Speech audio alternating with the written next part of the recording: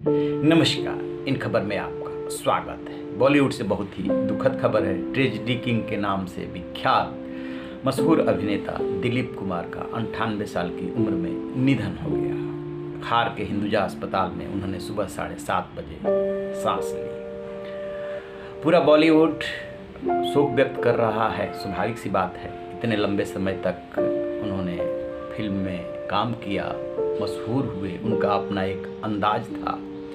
लेकिन जो उनकी त्रिमूर्ति बनी, वो त्रिमूर्ति बनी थी राज कपूर, देवानंद और दिलीप कुमार के साथ। तीनों के 3 अलग अलग नाम हुए। देवानंद एवरग्रीन के नाम से जाने गए, दिलीप कुमार ट्रेजेडी किंग के नाम से जाने गए, राज कपूर शोमैन के नाम से जाने गए। स्वभाव से वो थोड़े गंभीर और उनका पॉज लेकर के बोलने का अपना अलग अंदाज था, जिसको कि उन्होंने इंट्रोड्यूस किया था। 1944 में वो फिल्मी करियर उन्होंने शुरुआत की थी और पूरे करियर में 63 फिल्में की थी। यूँ तो जब वो खालसा कॉलेज में राज कपूर के साथ पढ़ा करते थे, तब राज कपूर का जो स्वभाव था, उस स्वभाववश वो लड़कियों को फ्लर्ट किया करते थे और ये चुप चुप सिर्फ निहारा करते थे, सुना करते थे। बाद में ये त्रिमूर्ति बनी आकर के बॉलीवुड में।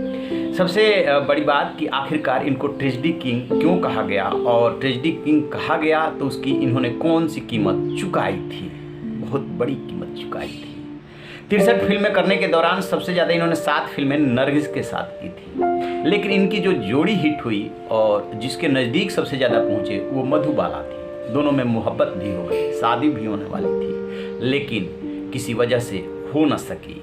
और जब मधुबाला की बहुत यंग एज में डेथ होने लगी, तब उन्होंने इनको मिलने के लिए बुलाया था और कहा था कि बादशाह को उसकी रानी जो है मिल गई है। अब ट्रेजेडी किंग वो इसलिए कहे गए कि आपने गौर किया होगा कि जो उन्होंने 63 फिल्में की, उसमें ज़्यादातर में उसका जो अंत होता था, दुखांत होता था। इनको पता चला कि हर दूसरी फिल्म में मरने का अभिनय करना पड़ता था, और ये अभिनय करने के लिए उस किरदार को जीते थे।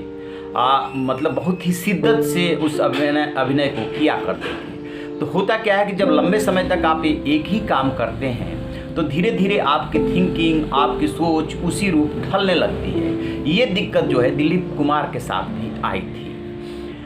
अब जब ये होने लगा, तो उन्होंने खुद एक इंटरव्यू में बताया था कि इसका नतीजा ये हुआ कि वो डिप्रेशन में धीरे धीरे चले गए। इन्होंने डॉक्टरों से सलाह ली, इलाज कराया, फिर इनका जा कर के लंदन में इलाज हुआ था।